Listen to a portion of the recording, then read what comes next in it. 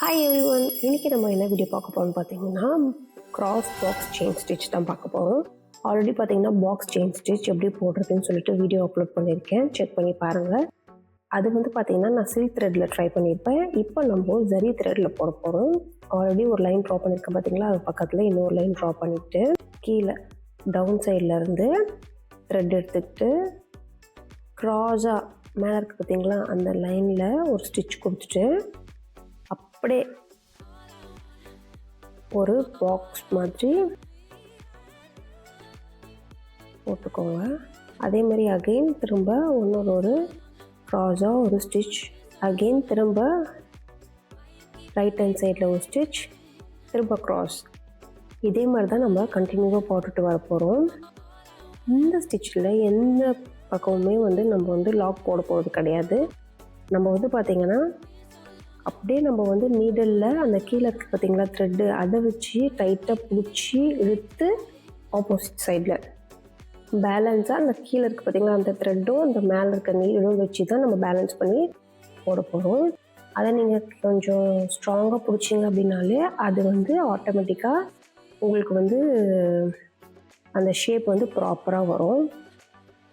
So அதை மட்டும் கரெக்டாக பார்த்துக்கோங்க.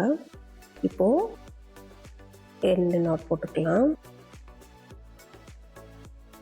லாங்காக ஸ்டிச், அது பக்கத்தில் குட்டியாக ஸ்டிச், லாங்காக இருக்குல்ல அதுக்குள்ளே அந்த குட்டியாக இருக்குல்ல அந்த த்ரெட்டு பிடிச்சி இழுத்து டவுன் சைடு இழுத்திங்கன்னா லாக் ஆகிடும்.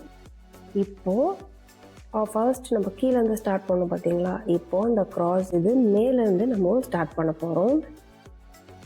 இப்போது இந்த மேலில் இருக்க அந்த ஸ்ட்ரெயிட் லைன்லேருந்து ஸ்டார்ட் பண்ணி அகெயின் க்ராஸாக அந்த எக்ஸ் மார்க் வரா மாதிரி பக்கத்தில் ஒரு ஸ்டிச் கொடுத்துட்டு அகெயின் திரும்பவும்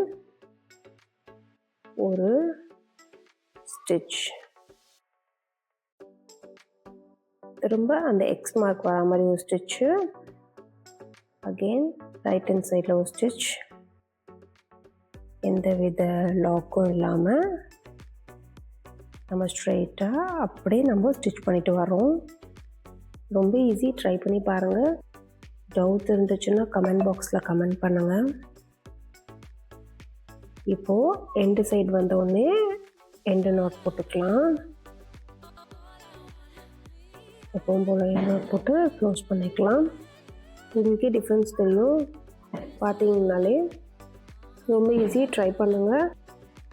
அது பார்த்திங்கன்னா பாக்ஸ் செயின் ஸ்டிச், இது பார்த்திங்கன்னா சேம் அதே மாதிரி போட்டு நம்ம க்ராஸாக கொண்டு வரோம், cross box chain stitch. So try பண்ணுங்கள். மோர் வீடியோஸ்க்கு நம்ம சேனலில் லைக் பண்ணுங்கள், ஷேர் பண்ணுங்கள், மறக்காமல் சப்ஸ்கிரைப் பண்ணுங்கள். தேங்க்யூ ஃப்ரம் மாரி.